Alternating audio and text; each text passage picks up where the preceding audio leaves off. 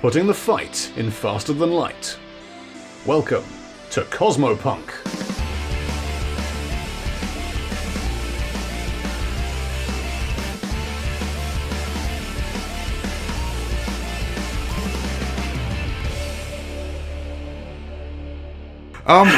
Hi, we're did we do this already? Hi, we're Cosmopunk. We're a comedy Starfinder podcast. It's like D&D, but in space with aliens. I'm Pan. I play Baphomet on the right. So why don't you start? We'll go like left to right then. Alrighty. Well, I play Ryder. My name's Cypher, by the way. I play Ryder. She is a Yosaki otter, which we'll get into more in a moment. In the Starfinder universe, they're called Yosakis, which is an alien race, but in visuals, I guess, she looks like an otter.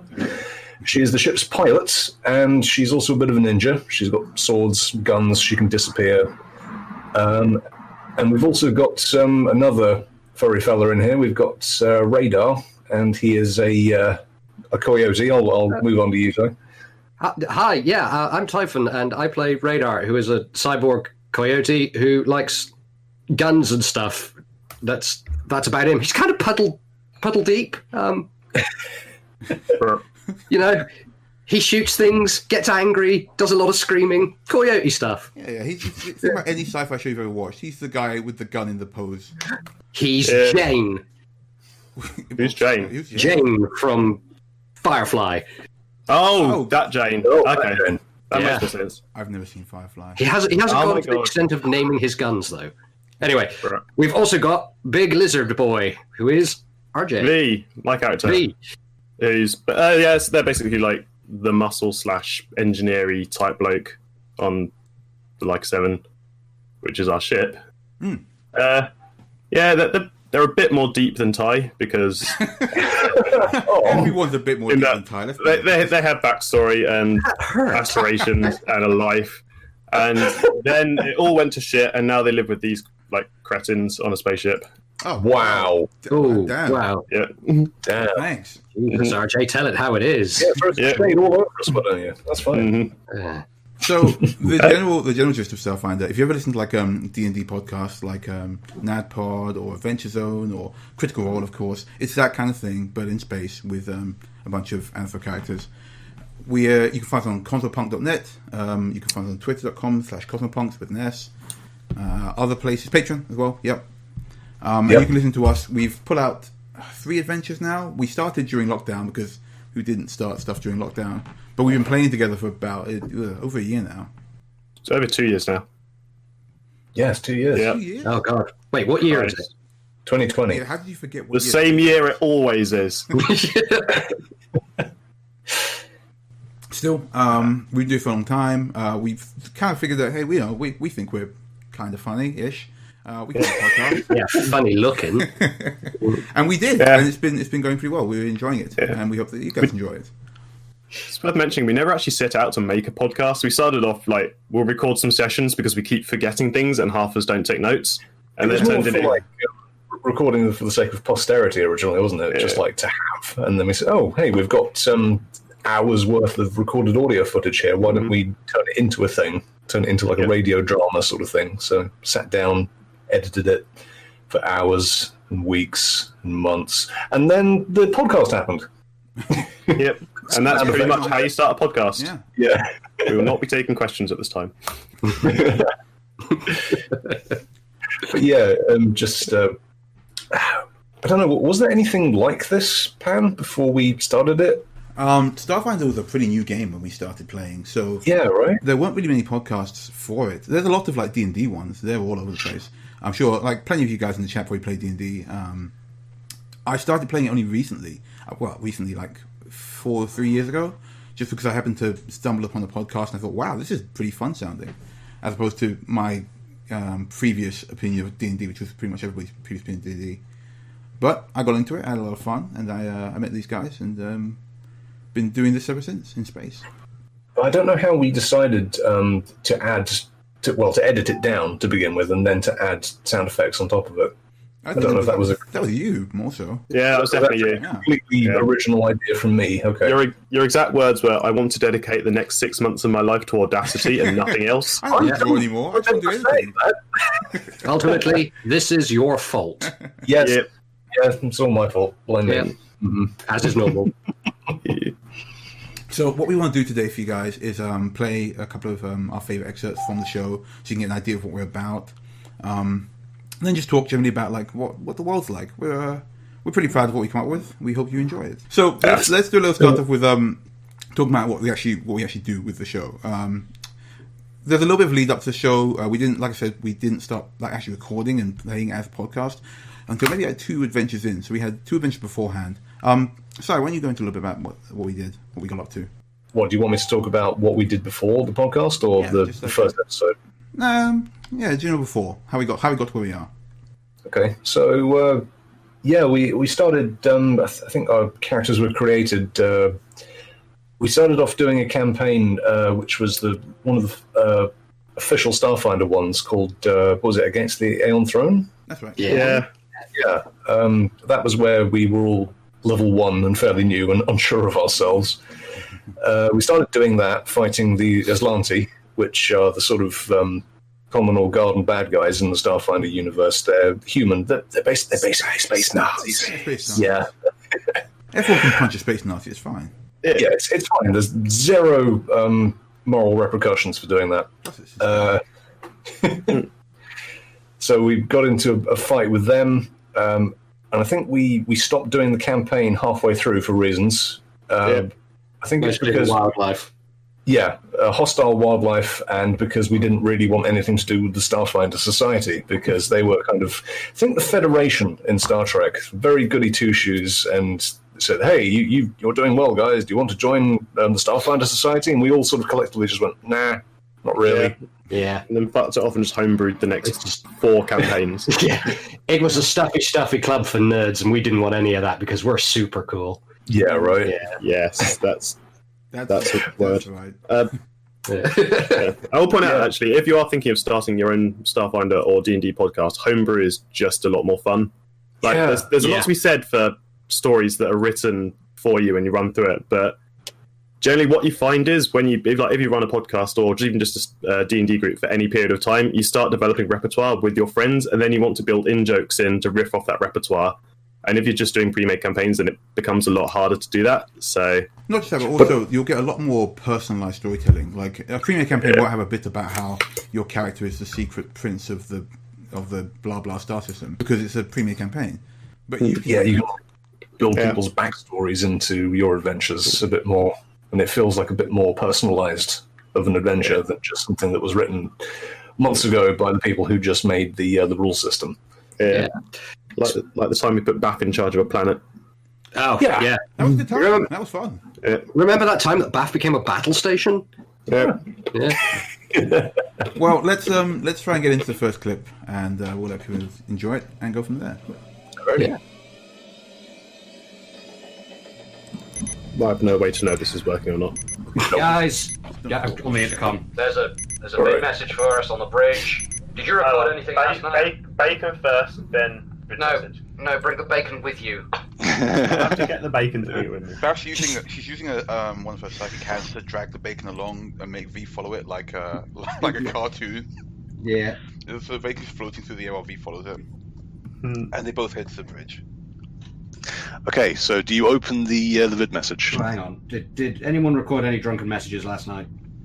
Probably. I don't know. think so. Oh, my Instagram. Well, let's get this first. All right. I'll play the message. Okay, so you open the message. The thumbnail is a picture of Ryder. She's got one eye facing the wrong way. She's flipping off the camera. She's got a bottle of sake in one hand and a big cigar in her mouth. Oh my god, party artist had a good time. It was cigars. Oh my. So you start playing the message, and it's like, "Hey, ladies. So, you've probably worked out now.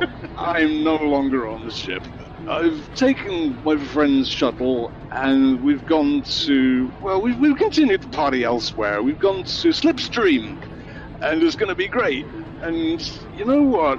You people, you still owe me a holiday. So, you're all invited. You can come with me. I did invite you at the time, but everyone was too pissed to fly Laika 7 and Ryder. I know you're going to say you were sober enough to fly the ship, but I'm too good of a mother to let you fly and drive. So, she's like half my biological age. Either way, come to Slipstream. You're all invited. Yeah, we're going to go on water slides, and it's going to be fantastic. Okay, I'll see you. Fox, turn this off. And then the feed cuts. Clearly drunk flying. Can we take a minute to appreciate that performance? Thank you. Yeah, that was good. That was good. You're welcome. Also, So, fuck right. V's going to save that message. Well, first things first. Can everyone please roll a culture roll to see if anyone has heard of Slipstream? Yeah. Any bonuses for anything?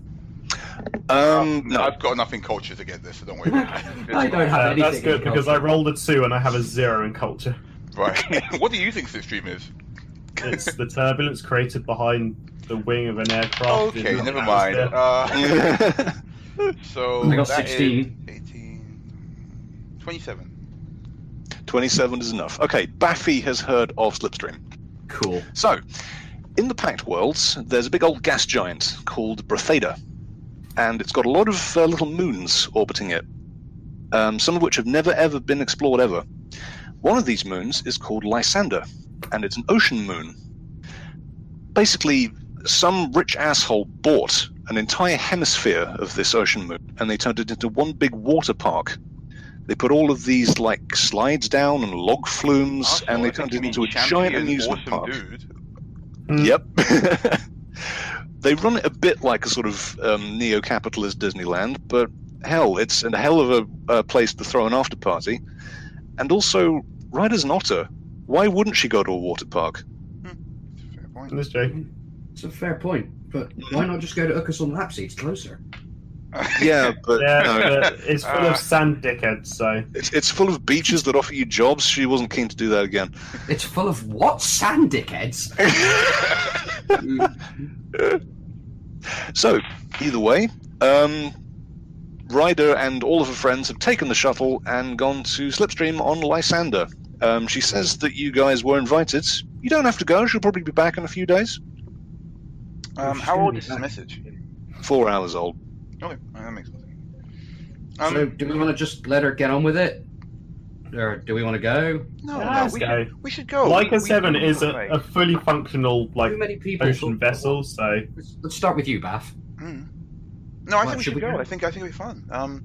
Also, honestly, I know the fellow who owns this the planet, and he's a lovely guy. A lot of people give him crap because he terraformed the planet into a water park, but really, once you go down there, it's very nice. It's very. It's a moon, not a planet. Moon. Sorry, I said planet moon. Regardless, it's very nice. The water's lovely. Yeah. Besides, you didn't even get a holiday last time. You should come with us. I had a holiday. What are you talking about? Well, you went to a workshop. You went to It workshop. doesn't take a week to tighten some bolts. Okay. Well, regardless, you didn't have a holiday with us, with your friends. Okay. It's a nice time. Plus, hey, it's not our house, so we don't have to clean up afterwards. That's true. Is there parking? I hope so. There will be parking, yep. Moon. I hope they got room. It's like an I said, amusement park. There's going to be Laika a 7 is a giant... fully functional like ocean vessel, so... Wait, we no, can it's just not. park. Hold on. Yeah. I Yeah, thought but- this ages ago. Laika 7 can function as an actual ship. In the same sentence, you once told us that you were a rational, upright, proper-thinking person. Exactly. That's never been proved. It's never been disproved. I don't think I want to try Just- putting the Laika No, no. underwater. It's okay. I'm just going to point to the human skulls you're wearing on your belt. I don't actually wear them on my belt. Sorry. I have them mounted above the reactor. Yeah, exactly. Before they do anything else, though, Bath turns to Ryder and goes, "By the way, Ryder, I noticed you with that That young Isoki girl, how'd that go, huh? It's like nudging his thigh. Like, there they go. The Pine Martin. Do you want me to relay the conversation to you? The highlights. Yeah, highlights. Yeah. Yeah. Okay. The conversation highlights were something Wait. like this. Hold on a second. I'm gonna get in my chair. She's gonna sit down, like really get into it. She's super ready. Okay, go ahead. Radar is very, very successfully hiding a smile.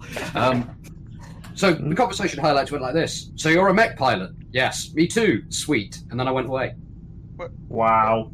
Oh, Radar. You're the most boring. How is someone who's half a robot that boring?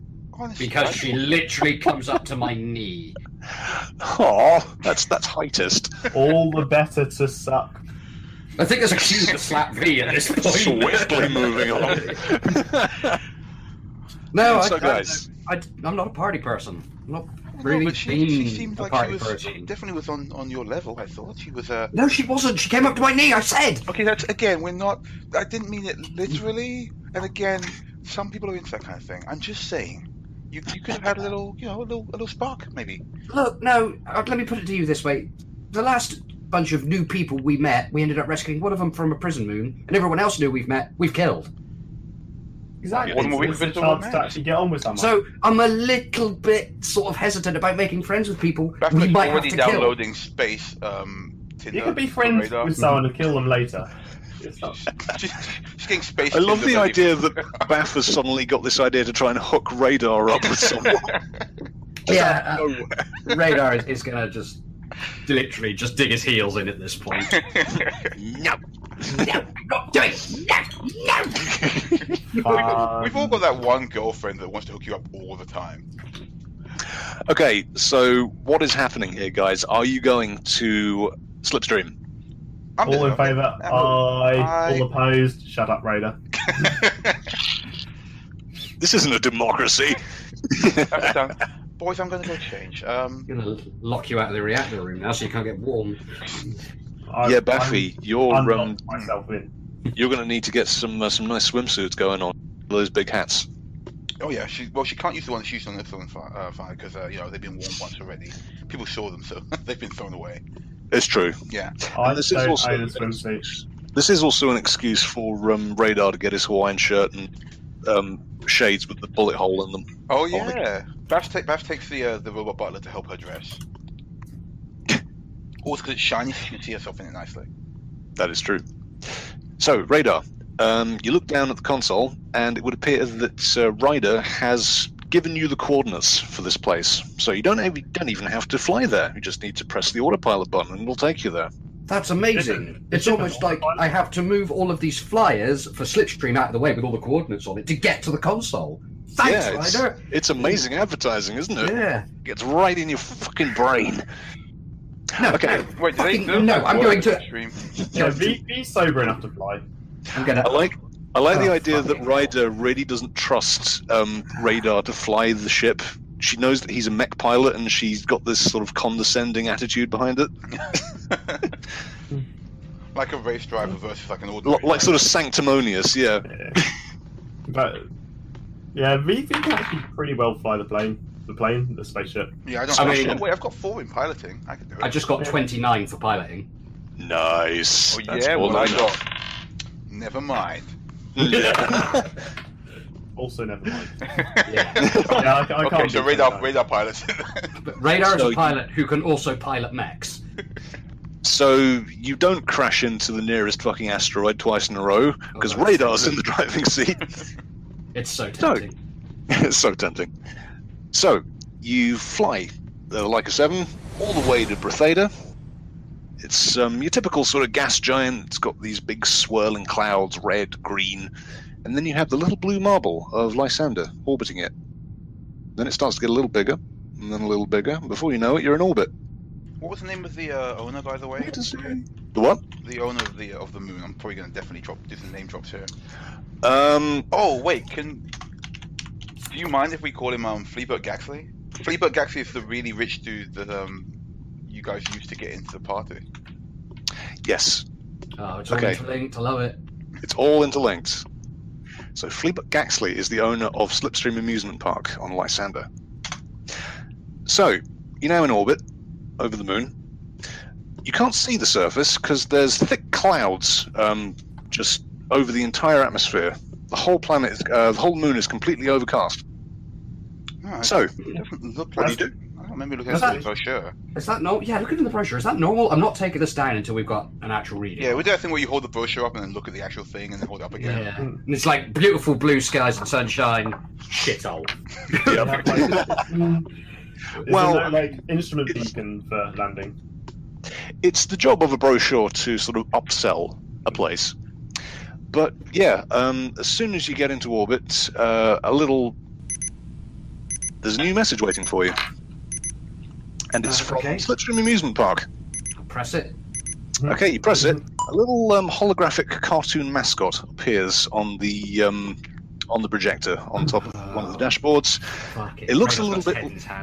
It looks a little bit like you know that fish, 3 eyes. But it's green. It's got comical deedly boppers coming out the top of its head, and it's got a surfboard onto one of its fins. It looks straight at Radar and says, "Whoa, you got something in your eye, my dude." I instantly hate this. So, either way, proceed down to Shuttle Bay 1 and see you by the pool, my dude. And then there's a sort of flushing noise that goes back into the hologram emitter. Don't worry, Ty, that character's dead. You'll never see him again. Not if I have anything to do with it. I'm going to make sure I buy so many posters. Disbelieve that. Where is the gift shop? So either way, there are directions down to a sort of big shuttle parking lot in the amusement park itself. You have the coordinates on the flight computer. It's just a matter of flying down and landing. Right, well, I'm going to go get my Hawaiian shirt on and my shades. Okay. V doesn't own any beachwear.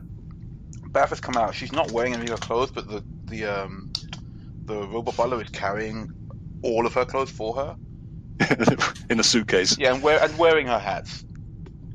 Or have they got like one of those big holiday trunks that you put all of your clothes in, like the travel trunks with stickers all over it? Definitely. Hey, Beth. What do you think? Oh, that is absolutely darling. Now Radar likes to party. I'm gonna roll to bluff.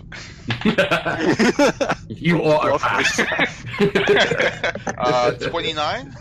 Yeah, I don't think I can beat that. You look so good. Really nice. Thanks. I think the bullet holes and the shades offset it. You know. I think it really looks like a nice rugged look. Yeah. I mean, he's still got his like bionics on under it, and he's still wearing combat trousers, but it's a Hawaiian shirt. And it smells slightly hotter for some reason. The bullet holes over the eye, that's real, not the machine one. She's ordering new clothes for Radar online already. Like that looks. She's talking while ordering. That looks so good. I'm so glad you're getting a new outfit. Yeah, it's great. I've had this forever. I can't even remember where I got this from. Really nice. Oh, I just have to go get something, and she told us the way to get a delivery. Okay, so you're landing now, yeah? Yeah. Who's sort of in what position? I guess Radar's in the cockpit. Where's V? Where's Bath? I guess V's up in the cockpit as well, just like.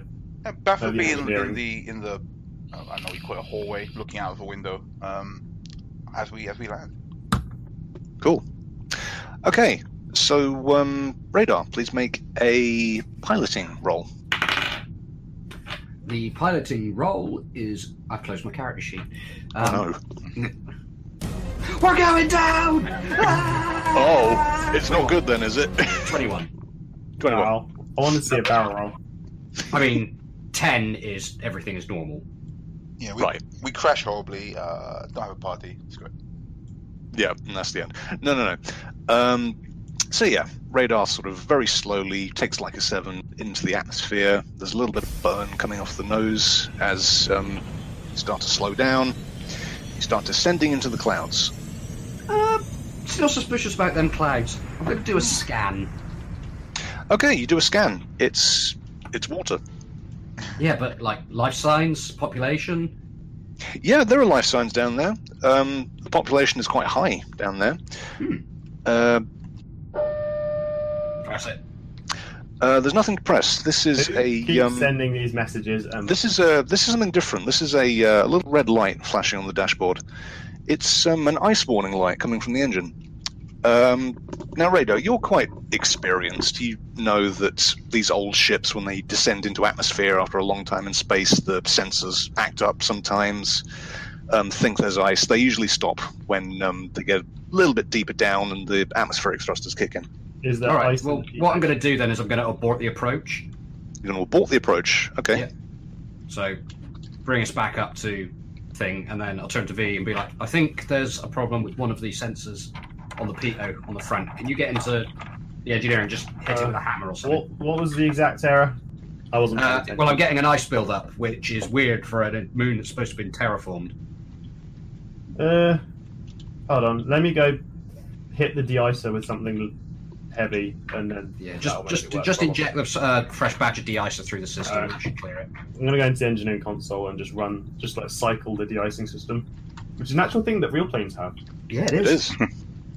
Cool. Okay, so, well, first of all, Radar, can you make another piloting roll to abort the approach? It's easy. 25. Well, you don't need to abort the approach. You could just stop and hover.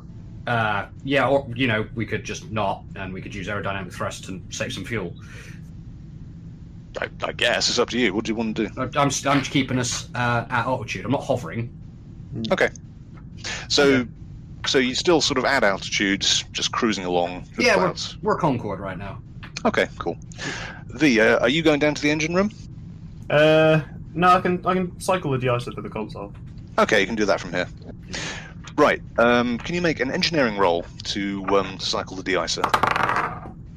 15 plus 10, 25. Okay. Radar. Yep. There are now 2 red lights on the dashboard. There's another ice warning from a different engine. Why are we letting you drive? This never happens when the Ryder drives. It's because we've got 25 engines. Yeah. Yeah, there are quite a lot of engines. We have 7 engines total. Okay, there are now 3 red lights on the dashboard. Okay, I'm taking us back into space. This is a little bit wrong. Yeah. Okay, you try to get Laika 7 to fly back up out of orbit, but there's something wrong with the engines. They're not giving you enough lift. There are now 5 red lights on the dashboard. All right, V, I've got 4 ice warnings with a thrust vector issue. Something's going wrong. V, you hear a noise. You know this noise. It's coming from the engine room. It's the sound of churning pipes. Laika 7's guts are retching. What do you do? I specifically blame Radar. I mean, fine. I'm gonna go. You're the engineer. Engineer it. Ship was fine until you got to drive it. I still blame you. I'm gonna go downstairs and I'm gonna take every shot I find on the. It might be best for the moment to land so we can find what's going on. Yeah, I'm waiting to say that. Yeah. All right. Can I run diagnostics on the exact issue then? Not from here. That's something that you'll need to go down to the engine room to do. I will go down to the engine room. Okay, V's on the way down to the engine room. Can we land before something happens and we end up falling out of the sky rather than? Even if the engine's cut, this thing's quite aerodynamic. It can glide. Yeah, it's basically a big wing. I did tell you that, didn't I? Yeah, between you and me, Laika 7 has the aerodynamics of a brick taped to a rhino. Yeah, but it's got forward momentum, so some lift. It's a magic spaceship. And also, it's in the hands of a fairly good pilot. Yeah. Okay, I'm gonna go to the engine room and hook into the console there. Okay, V, you go down to the engine room. Now, this is a place we haven't been on Laika 7 before. I'm imagining it's a bit like the reactor room in Chernobyl. Am I right or am I wrong? It's not quite that bad. If you imagine 2 toroidal fusel reactors, let me find a picture. Like U-boat engine room is what I'm seeing. Like there's pipes everywhere. There's 2. Yeah, it's basically like that. There's pipes everywhere. There's 2 massive fusion reactors next to each other. Holy shit, this looks bad. Yeah, that's cool as well. Okay, so V is in this this engine room filled with pipes. All of the pipes are churning. They're shaking slightly. The reactor, it's shaking in its housing. That's concerning very, because it has very wrong. no moving parts. It's still shaking. Maybe if you tell the pilot, he can throttle back. No, we could. Okay, right. I'm gonna comlink through to Radar and tell him that I'm going to temporarily lower powering reactors and switch to auxiliary batteries because funky shit is happening and I don't like it. Alright, are we going to be able to maintain height, or should I look for somewhere to land? Yeah, you can still run off batteries, just not for too long. I would really feel better if we landed before trying these. Well, I'd feel better if the reactor wasn't shaking, so... Radar, Hang on, mate. a klaxon is going off right in your ear. There's a loud bang from the right-hand side of the ship. You don't know what the fuck that was, but it didn't sound good. I think we just had a backfire? Did you just hit something? No, I didn't just hit something. Did I hit something? There's a bang from the left-hand side of the ship. Another klaxon is blaring. Right, okay, click comms. I've made a pilot roll. I'm going to dip the nose. We're going through the cloud layer. I've rolled a total of 30. Cool. Simultaneously, I'm sending Fly Guy out the airlock to go get a visual on the engines. Alright. Goodbye, Fly Guy. He's got magnets. Is he going to be able to keep up with the ship in atmosphere? No, he clings to the side of it. He's got magnets in his wing. Okay. Yeah, V, you send Fly Guy out the airlock. Easily clings onto the outside of it. You establish a vid feed, yeah? Where are you watching it from?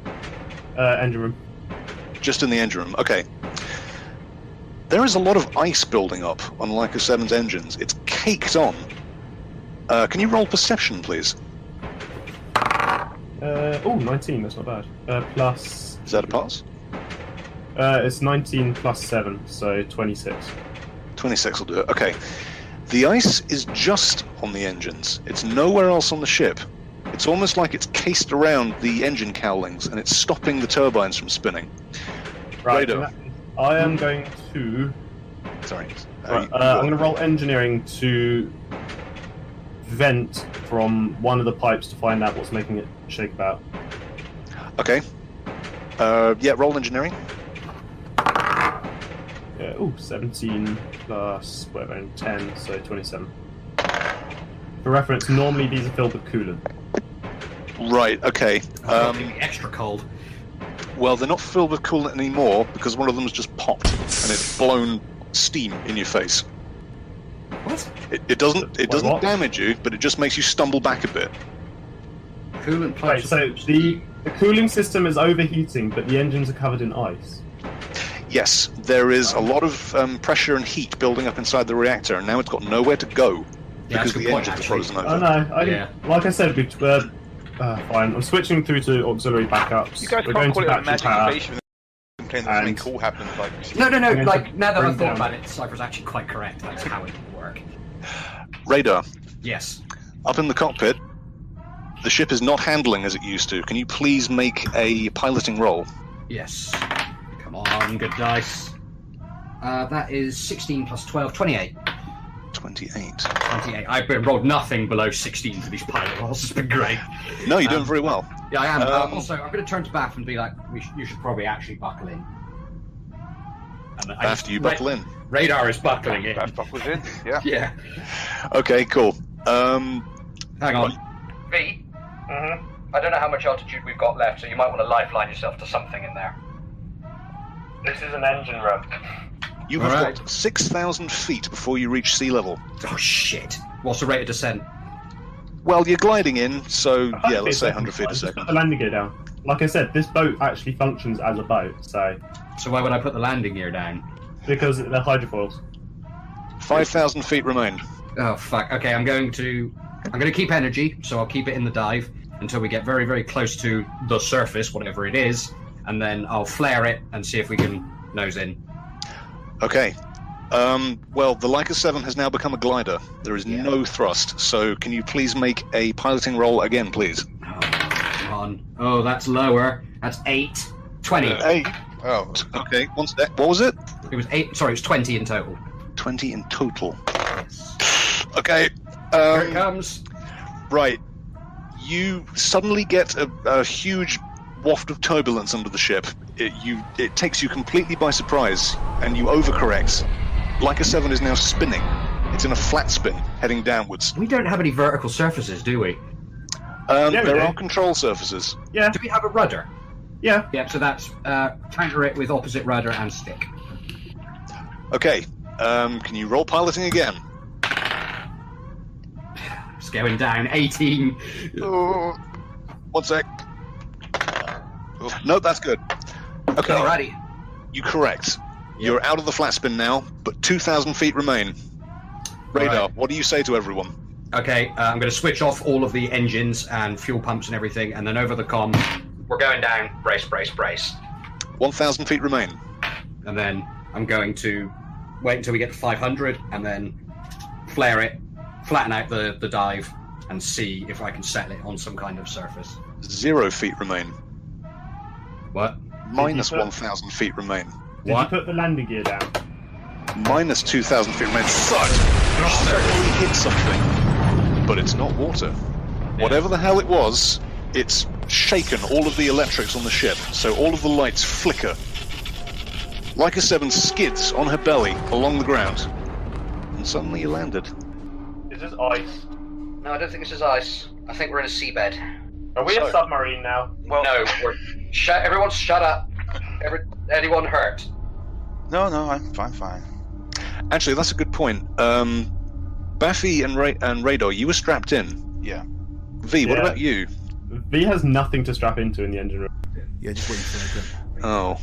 Well, So you- they just got into their hammock and called it a day.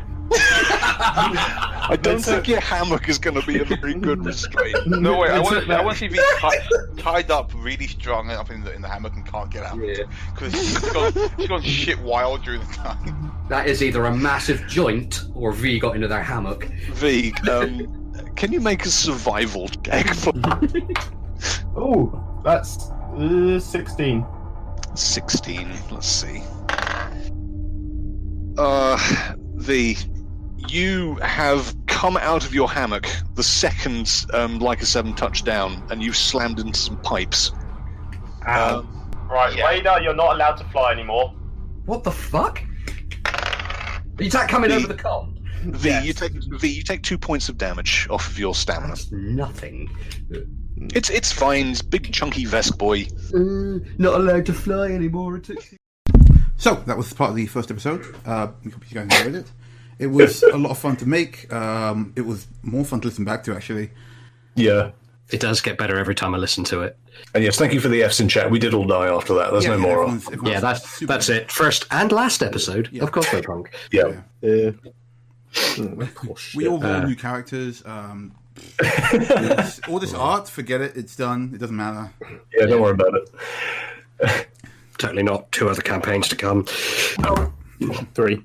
3 other campaigns to come. Yeah. This is the one thing as well, because we started the podcast about maybe halfway into our like sessions, or maybe a third way into sessions. We have a lot of backlog, so don't worry, we're not going anywhere. If you guys have started listening to us or decided to subscribe, thank you, really appreciate it. If you're on iTunes, drop 5 stars. It sounds really good, but hey, it really helps us to get out there, and you guys get to have more Cosmopunk. Yeah. Yeah. Yes. So what we're going to be doing from here on is we've had all of us picked out some of our favourite clips and for bits from the show. This is from some from before this episode, some from after, and I'm going to be throwing those in there.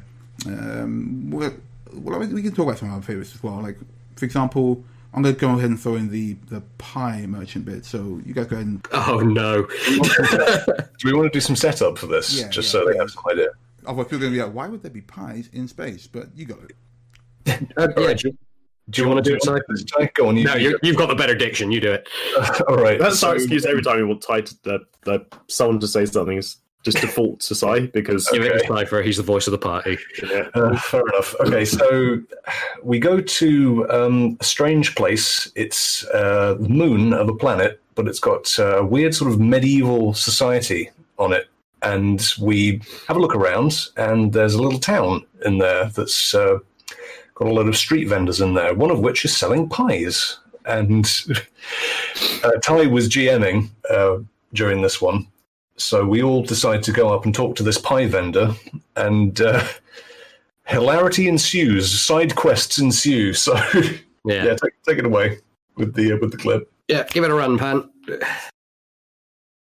I like how you guys give it a pen, like I'm not frantically searching for this. Hold on a second. How have you you had 3 days. You're the to one that prep for told us to play this clip. Oh, I get Yeah. it. Calm down. What, sorry? Whoever's The got one that solar panels. Return Market store's got solar panels. Yeah. You look around and you can't see one selling that kind of tech. That's weird. Guess Serious reckon there'd be someone at the market that would sell it, so you can ask another vendor, see if they know. Yeah, we could look for somebody selling something similar, maybe. Or we could find the one selling mashed potatoes. Or you could get some more mashed potato. I never got last time because someone vented out the airlock. It turned into an actual sentient being. You want to eat that? I've eaten sentient beings before. Okay, you know what? Never mind. We should go. Right, Beth wanders away, and I speak to the first merchant she sees. She just walks away. This is rapidly becoming an episode of Red Dwarf. I've eaten sentient beings before. Sir, excuse me. We're looking for the fort. We want to speak to whoever your leader here is. What's that, love? I'll be quick about it. We got to shift these pies. Ooh, what kind of pies? No, we don't buy pies. Well, my little lady, let me tell you, we've got your beef pie. One sec, Bath. This won't take long. We've got your beef and potato pie. We've got your beef and onion pie. And then what I like to call the big pie, which is, it's a pie with 3 other pies in it. And those pies are beef and onion, and beef and potato. So you've put all of the other pies inside another pie? Yeah, and now what you might say is that because of the way the pies are shaped, which is basically like a drum, if you put 3 drums inside a drum, there's some wasted space and you're not getting your money's worth. Now, I've got an answer for you, my lady. Basically, what we do is during the cooking process, we fill the gaps in between with mashed potato and gravy. Oh, God. V, I found your pie. I've got my head in my hands, and I'm just like, One second, Bath. Well, those of us who like to eat and can are interested in pies, very much. Yeah. Ah, you've come to the right place. How much grease do we have to pay in order to get our hands on a pie? Well, these go for about... The super pie's going for a gold right now, which is a really, really good price. A gold? But I'm guessing you're not from round here, you three, are you? No, we're not. Yeah, you ain't got any money, have you? No. Right. But you want a pie? Yes. So you want a pie? We don't want pies. Speak for yourself. You don't eat anyway.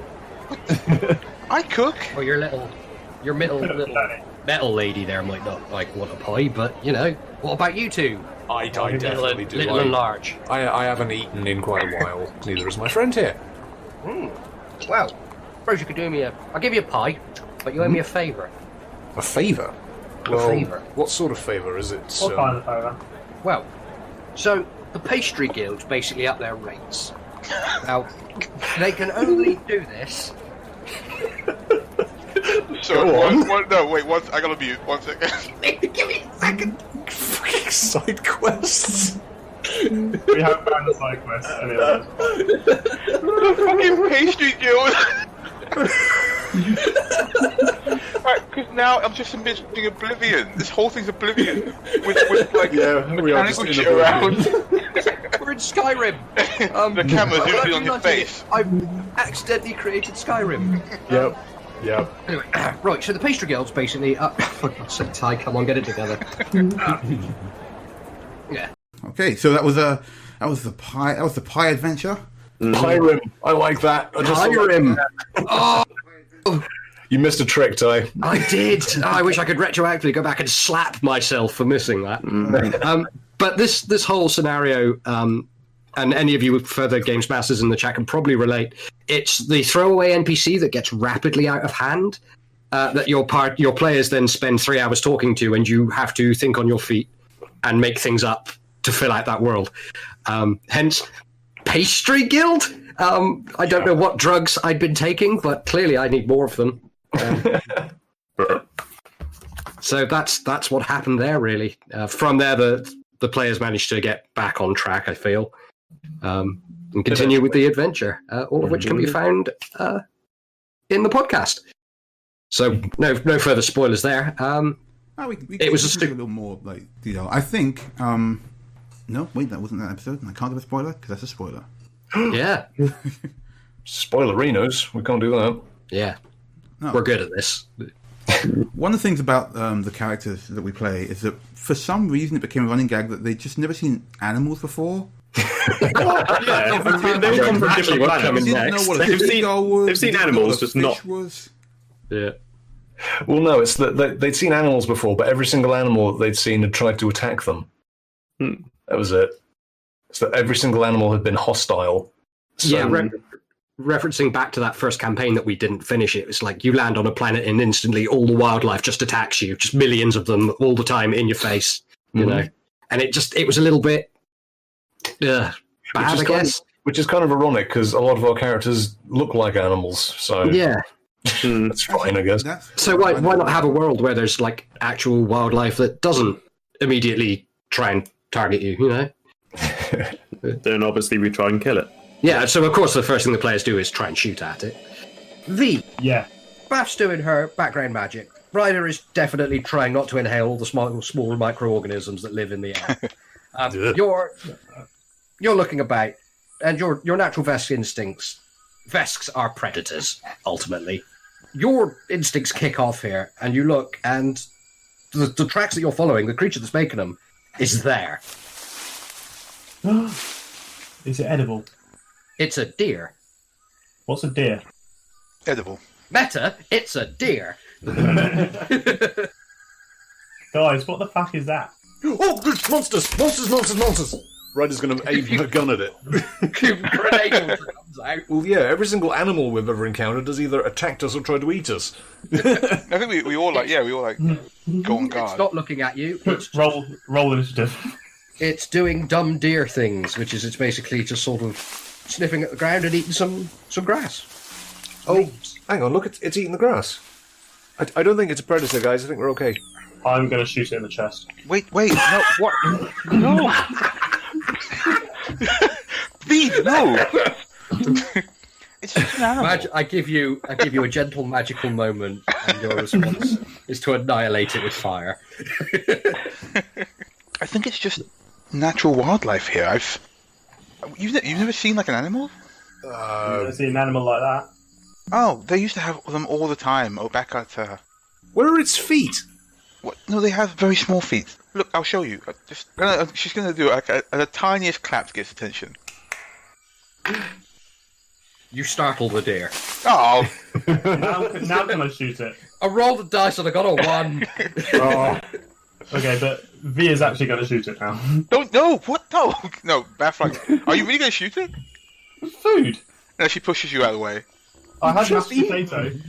V is like 8 times your size. You as they start to charge the gun, she pushes the gun to one side. No. Oh yeah, just you're still going to be firing a gun. The deer's going to bolt. Yeah, but we don't want to shoot the deer. Yeah, that's true. I want to shoot the deer. Yeah, actually, no, that's it. She uses a psychokinetic hand to push the gun away as he shoots. All right, you're lining up your shot, V, and the muzzle's pushed away. Ray, you look so tasty, and it's got such an interesting head. Just think what the skull looks like in that thing. V, you have enough skulls. It's I just, do not have enough a skulls. regular deer. We don't even shoot know things unless they attack us. Exactly. We're not monsters. It's looking at me menacingly. It's just chewing, V. You say it ran off? It's prinked away, yeah. Oh, let's just move on. If we see any more of those things, if they attack us, you can shoot them. Fine. Only if they attack us. First. Don't try and loophole your way around this. No game hunting. Fine. Probably would have attracted people anyway. You don't even know what it is. Well, exactly. What's the better way to find out? It's a boomalope. Boomalope. Named after the noise V makes when spotting one. A lope. Anyway, I guess if we're just gonna feet. travel, it had fine feet. They were like little hooves. You never seen They were all hooves? pointy and stabby. Weird, tiny, useless feet. Well, I don't think it'd be good for kicking or anything. I don't think you could kick very well with them, but they look nice.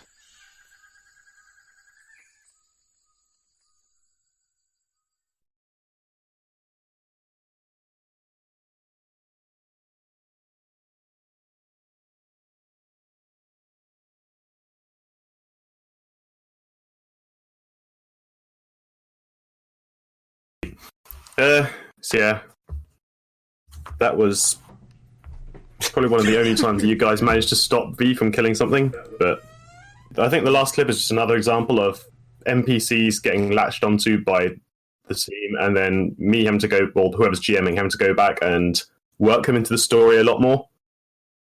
So this, sorry, the chat is confusing me a lot now. But yeah, so last clip, it's kind of a short one. It's just another example of a random NPC getting brought into the campaign and everyone immediately imprinting on it, and the GM having to go back and create an entire backstory for them. Roll the clip. There's a knock on the door. Guns up. What was that noise? There's a knock on the door. Baph goes and opens the door. Would you two calm down? This is an establishment of business. Oh, sorry. Hello. Someone has designed that's basically a medium to large sized android Earth snake. It's a Glossy- delivery snake. Glossy black gold. What kind of dick wouldn't give a delivery snake arms, right? Well, it wouldn't be a delivery snake if it had arms. Yeah. You're right, yeah, that's a good point. Yeah, alright, okay, And fine. it's got a little data pad in it now. And it says, a message for the crew of the Laika 7. Uh-oh. Oh, thank you. Who is it from, may I ask? Diego James of Pericles requests your attendance. Would you like to come in, or...? The snake just presents you with the data pad, upon which there is a message of an invitation, and it reads, Friends, I request your attendance for an informal lunch aboard my vehicle, the 4th Dawn, tomorrow at half cycle. I would very much like to discuss a proposal of mutual interest with you, well compensated. I am docked at the hangar 122AX, and this pad will serve as way of invitation should you be of interest to you. Warmest regards, Diego Pericles, third of his name, Master of the Unseen Light. Sorry, Master of the Unseen... Master of the Unseen Light. The other thing you'd know about him is that he's a Cassantha, and they have a general predisposition to giving themselves very long and pretentious names. But in person, you can just call him Diego. So, Okay. do you accept his invitation? The snake looks up at you. Please, would you, if you wouldn't give us just a moment, sorry, what's your name? I do not have a name. Okay, I'm a snake. that makes me very uncomfortable, but that's fine. Call it Bob. Bob the snake. Yeah, If you prefer, you can call me Bob. I would prefer you choose your own. You know what? That's fine. When you come in, have a drink. My name is friends Bob. are... Okay, Bob. Yes. Score one for me. Okay, Bob, that's great. Why don't you come and have a seat? Buffy, We can who's chat. this? It's a delivery snake, isn't it? This is Bob. Bob. Hi, God. Bob. Ryder picks it up in her arms. Ryder, it's the same size as you are. You were probably prey species. I know. Like, just cuts back to like instantly, like half a second later, and Ryder, the snake's coiled around her neck and all over her. I know. I know. Buffy, can we give the snake a job? Absolutely, maybe. I mean, I don't know what he'd do. I don't want to offend you, Bob. I am already introduced. Oh, he's already employed. That's a shame. Employed. You mean employed, right? Employed. Warning, unlicensed reptile detected. Eliminating. No!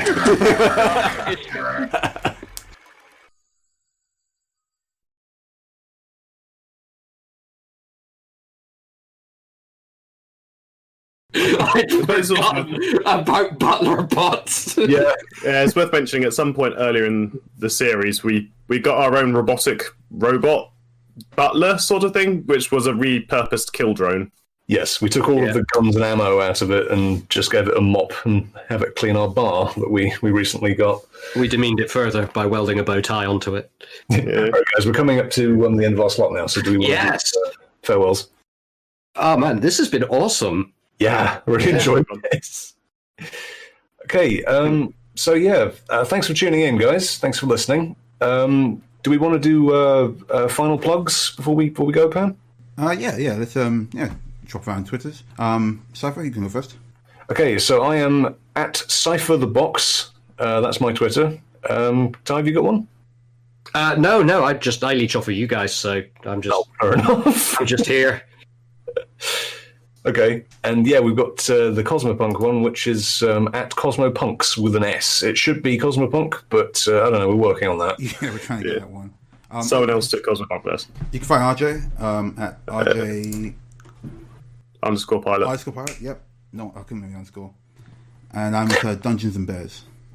Cool. And thanks, guys. Hey, Thank you very much for hosting. Yay. This has been great. It's good fun. All right. I think we're going to hit the bar or something like that. Yeah. Or a virtual bar where I can get a virtual drink for my virtual nerds. Is that a virtual bar in Vacation Virtual World? Yeah. We're just going to keep talking until they kick us off, aren't we? Yeah. Yeah. Sort of like, we're going to hear the record scratch sound effect in a moment. That's going to be the end of it. No, what happens is Discord just closes itself on your computer, and that's the open kick. Those giant intergalactic space entities, eh? How about those? Yeah. We try to avoid those wherever possible. Yeah. And yet, if you do pick up the podcast at the moment, you will come into RJ's campaign, which is Until Proven Innocent, which is where you'll meet Bob the Snake. And it's awesome! Yes. But RJ's campaign is Until Proven Innocent. That's the third in the series. First one we ever started recording with was Hydrophobia. The next one is Engines of Hatred, which is Typhon's one. Yes! Yes. My magnum opus! The song. And then we'll go from there. We put out the show once every other week on Thursdays. When we remember. Thursday, That's sounding good, but when we remember, we put the show. Not even our days anymore. We're highly professional. Yeah, actually, if you go to Twitter, you can see Bob the Snake. He was the best of us. Yeah. No spoilers. No spoilers! But describing the existence of a spoiler is in itself a spoiler. All right. Thanks very much for listening, guys. Bye-bye. Yeah, it was awesome. That's all for now. Go away.